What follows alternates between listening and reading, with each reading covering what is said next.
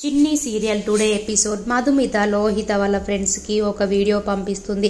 ఆ వీడియో చూసి వాళ్ళ ఫ్రెండ్స్ మధు నీ ఫ్రెండ్ గానే ఉంటాము అంటారు. లోహిత ఏమైంది మీకు, మధు దగ్గరికి వెళ్లారు అంటుంది. లోహిత వాళ్ళ ఫ్రెండ్స్ ఆ వీడియో చూపిస్తారు. వాళ్ళు డ్రింక్ చేసే వీడియో. లోహిత వాళ్ళ ఫ్రెండ్స్ ఈ వీడియో మా పేరెంట్స్ కి చూపిస్తే కాలేజీకి పంపించరు మమ్మల్ని అని మధుని బతిలాడతారు. మధు నేనేం చూపించనులే అంటుంది. మధు కాలేజీ నుండి ఇంటికి వస్తుంది. మధు పడుకుంటుంది.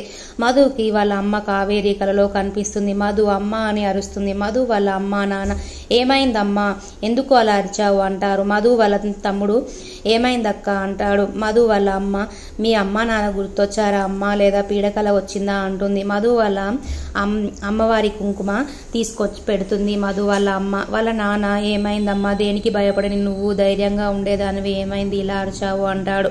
మధు నా ధైర్యమే నీవే నాన్న అంటుంది. మధు వాళ్ళ నాన్న రూప మధుని రేపు గుడికి తీసుకొని వెళ్లి అర్చన చేయించుకొని తీసుకురా అంటాడు. సరే అంటుంది మధు వాళ్ళ అమ్మ. లోహిత మధుని తలుచుకుంటూ కోపంతో ఉంటుంది. చందు వచ్చి ఏమైంది లోహిత అంటాడు. లోహిత మధుమిత నన్ను ఇరిటేట్ చేస్తుంది. చందు మధుమిత కాలేజీలో మంచి అమ్మాయి అంటున్నారు, నువ్వెందుకు రాక్షసి అంటున్నావు. లోహిత వాళ్ళ అమ్మతో మీ ఆయనకి నీ కొడుకుకి అందరూ మంచి వాళ్ళలాగే కనిపిస్తారు, మన ఇద్దరం మాత్రమే చెడ్డవారిలాగా కనిపిస్తామంటుంది లోహిత. ఆ అమ్మాయి మంచిదైతే నేను చెడ్డదాన్న అన్నయ్య అంటుంది. చందు ఆ అమ్మాయి అలాంటిది కాదు అనేసి కాలేజీలో అందరూ అంటున్నారు.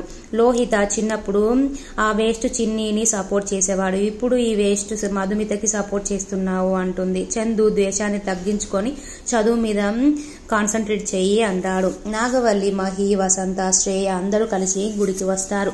మధుమిత వాళ్ళ అమ్మ తమ్ముడు గుడికి వస్తారు. మధు వాళ్ళ తమ్ముడు మహికి గొడుగు వేసుకొని తీసుకెళ్తుంటే చూసి వాళ్ళ అక్కకి కూడా గొడుగు కొనుక్కొని వచ్చి మధుకి కూడా గొడుగు పెడతాడు. అక్కను మా బంగారం అంటాడు. మధు వాళ్ళ అమ్మ తమ్ముడు కలిసి గుడిలోకి వెళ్తారు. మహి అందరూ కలిసి వాళ్ళు టెంపుల్లోకి వెళ్తారు. మహి వాళ్ళ అమ్మ నాగవల్లి అందరూ టెంపుల్లో ఉన్నప్పుడు పూజారి వస్తాడు. వచ్చేసి కోనేట్లో స్నానం చేసిరా బాబు అంటాడు. అప్పుడు సరే అనేసి మహి వెళ్తాడు. అలాగే మధుమిత వాళ్ళ అమ్మ తమ్ముడు కూడా వస్తారు. వాళ్ళు కూడా కోనేట్లో స్నానం చేయడానికి వెళ్తుంది మధు.